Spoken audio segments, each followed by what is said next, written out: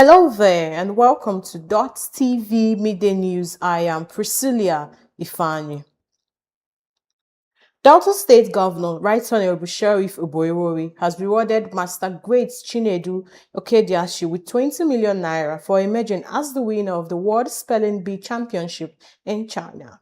The governor described the achievement as a testament to the state's sustained investment in education.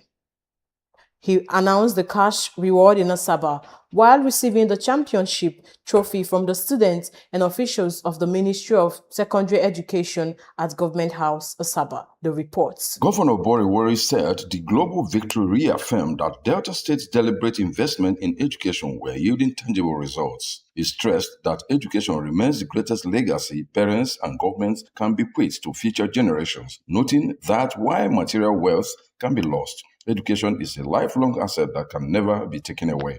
The governor commended the students' parents for nurturing him and praised Madonna International School for providing quality education. He also announced that in addition to the 20 million naira reward for the students, the government would extend support to the school. The education remains in you till death.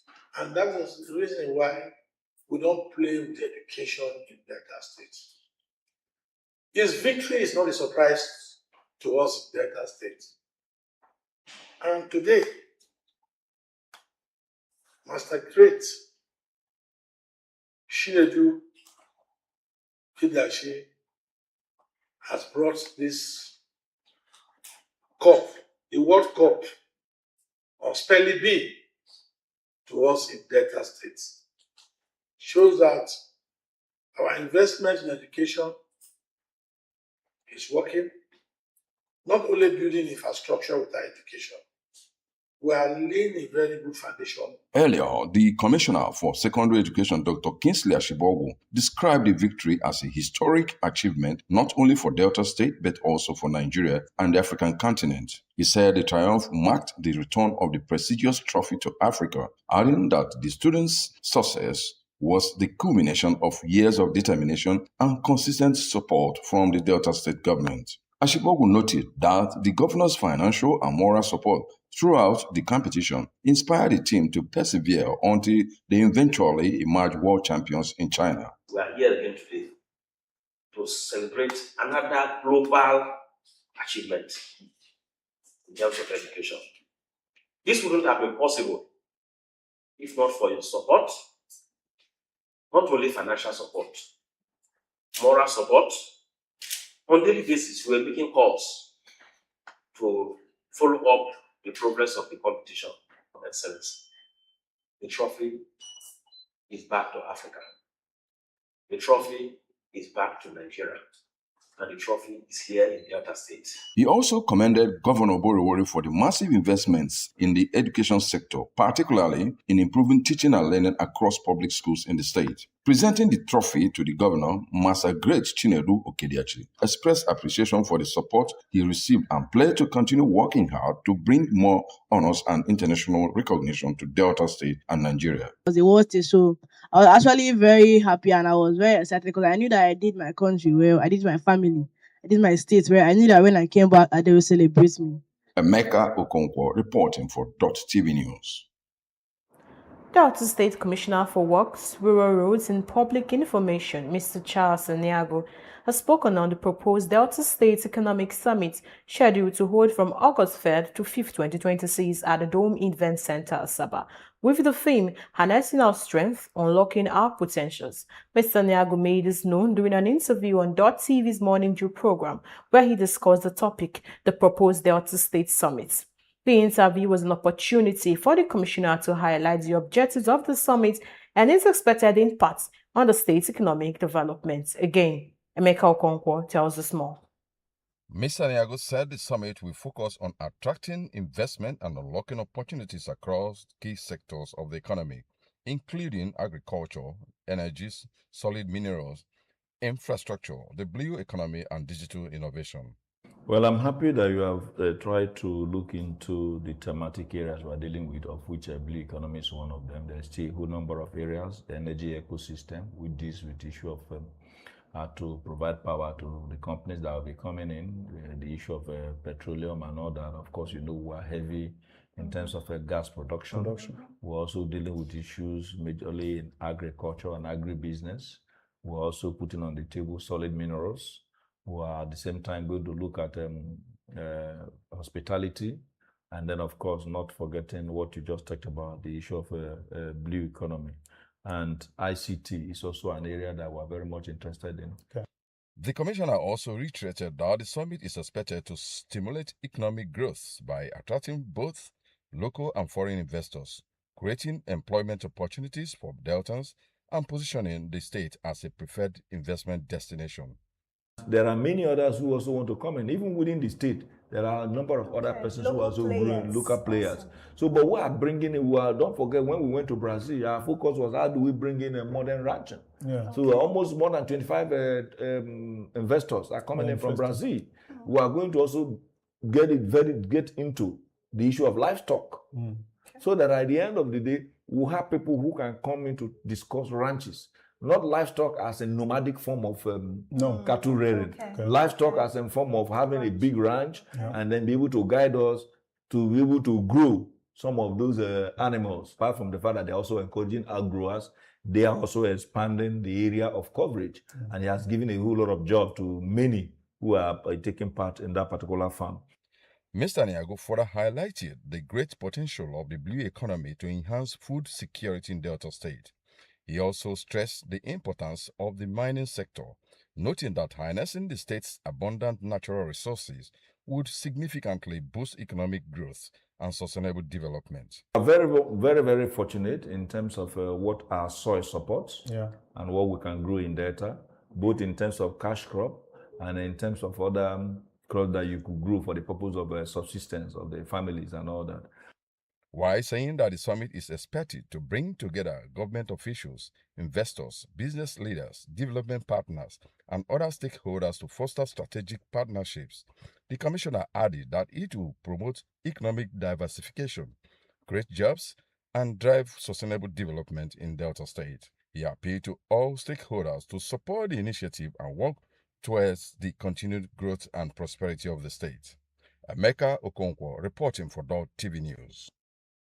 The Central Bank of Nigeria has retained the country's monetary policy rate, also known as the benchmark interest rate, at 26.5%, despite a recent decline in the nation's headline inflation rate.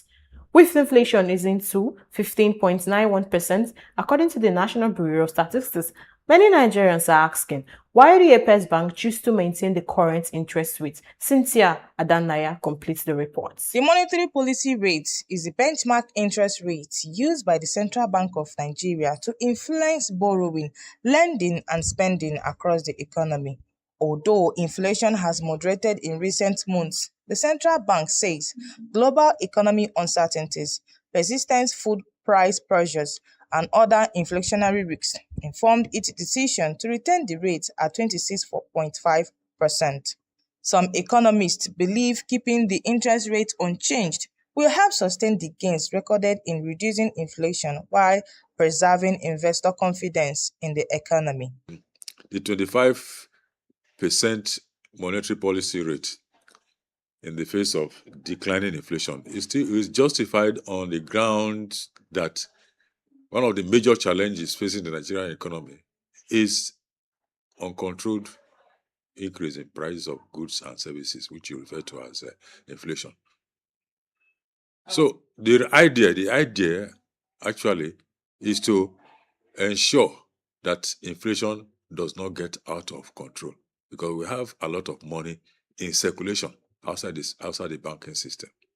However, business owners argue that the high interest rate has made access to credit more expensive, limiting business expansion, investment opportunities, and job creation. If they can actually just reduce the level of interest rate in applying for loans, like if you want to access loan as a businessman, the interest rate should be reduced.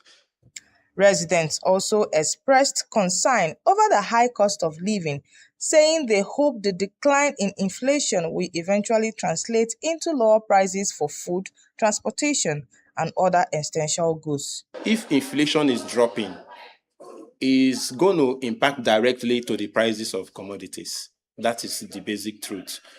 Take for instance, if I buy fuel for 800 naira, even if I'm a farmer, the price of my goods will come down because it affects transportation.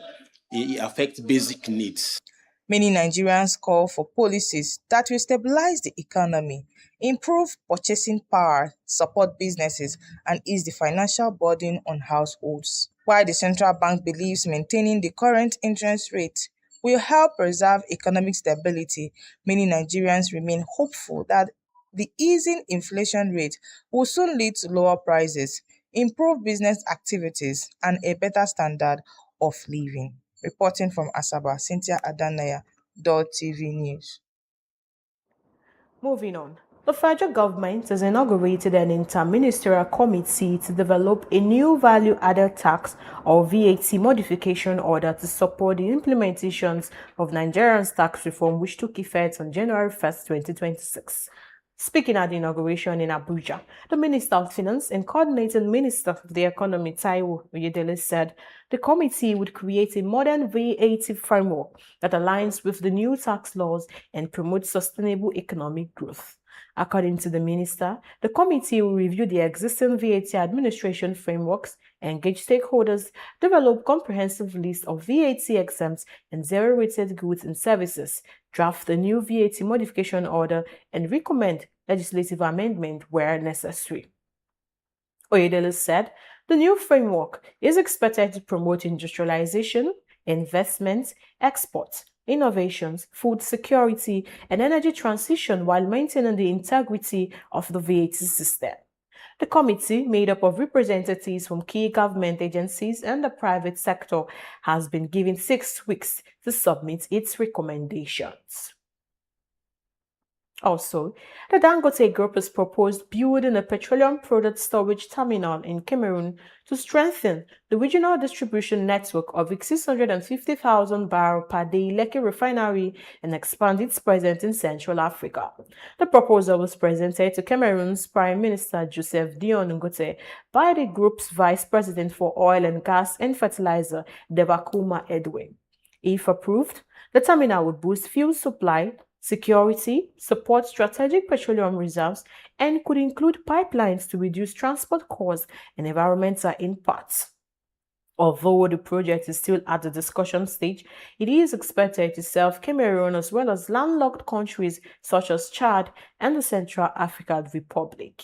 The facility would provide a major export outlet for refined petroleum products from the Dangote refinery, helping to reduce delivery times, lower distribution costs, and improve fuel supply across the region. The proposal comes as Cameroon is expanding its petroleum storage infrastructure through major projects in Caribbean. The National Boundary Commission has reaffirmed its commitment to resolving the long-standing boundary dispute between Ekiti and Kwara states, saying the final definition of the 70-kilometer interstate boundary will improve security, encourage infrastructure development, and boost economic activities in affected communities. Speaking at a joint meeting in Ado-Ekiti, the Director General of the Commission, Adamu Adaji, said the boundary dispute has led to reoccurring communal clashes, resulting in the loss of lives, destruction of properties, displacement of residents, and prolonged tension. Adaji explained that while significant progress has been made, two sections of the boundary remain unresolved. He noted that the Commission has carried out several field exercises since 2002 and in 2024 forwarded these digitized boundary maps to boost the states for review. However, the Commission is still awaiting harmonized report from Ekiti and Kwara before the final demarcation can begin. Representatives of the deputy governors of Ekiti and Kwara states attended the meeting and reaffirmed their government's commitment to a peaceful, lawful, and mutually acceptable resolution of the remaining boundary issues. They also commended the National Boundary Commission for sustaining dialogue and pledged continued collaboration to bring the process to a successful conclusion.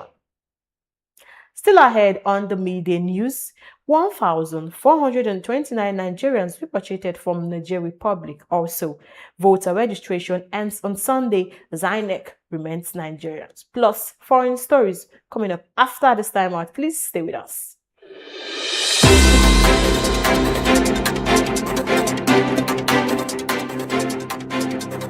In the heart of Asaba, where the street tells the stories every single day. From the corridors of powers to the decisions shaping governance and politics in Delta and Nigeria.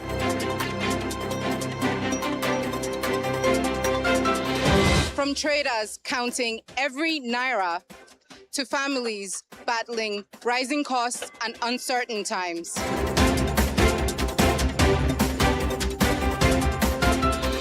From football pitches to sporting successes to the major developments making the headlines all over the world. And from the untold human stories, the struggles, victories, resilience, and hope of the everyday Nigerians.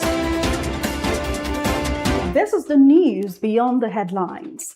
Dott TV News are your trusted window to stories that truly matter to the people. Here, we don't just report events, we tell the human stories behind them.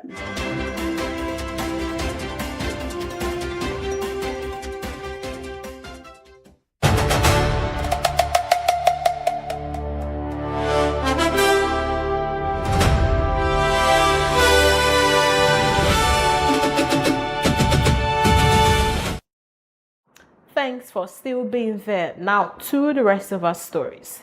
At least 1,429 Nigerians were repatriated from Niger Republic in May 2026, according to the Mixed Migration Center's quarterly Mixed Migration Update for West Africa.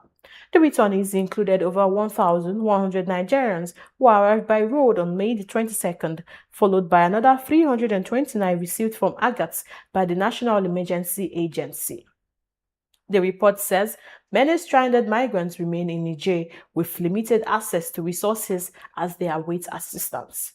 It notes that 163 Nigerians arrived in Italy via the Central Mediterranean route as of May 2026, while thousands of migrants, including Nigerians, have also been caught up in a mass explosion from Algeria into Niger, leaving many stranded along the border. The findings come amid Nigeria's continued wave of immigration driven by economic hardship. Although irregular arrivals into Spain have declined, the report warns this does not necessarily mean fewer migration attempts as dangerous desert and sea crossings continue. It adds that Niger's visa-free access for Nigerians under the ECOWAS Free Movement Protocol has made the country both a legitimate trade corridor and a common starting point for irregular migration to North Africa and Europe. The Independent National Electoral Commission (INEC) has reminded eligible Nigerians that the continued voter registration (CVR) exercise will end on Sunday, July 26, 2026. In a notice posted on its X account on Saturday, the Commission urged prospective voters to complete their registration before the deadline, stressing that the process can only be done entirely online through its CVR portal or in person at the designated registration centers nationwide. INEC said Nigerians who need assistance can visit any of its state offices, local government area offices, or approved registration centers. It added that all registration centers will remain open daily, including weekends from 9 a.m. to 3 p.m. until the exercise concludes.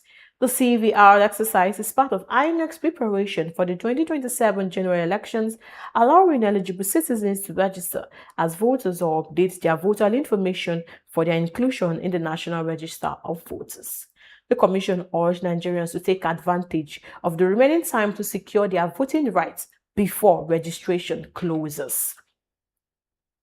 And on a sad note, the United States has condemned the killing of members of Reverend Ezekiel Dakuma's family in Plateau State.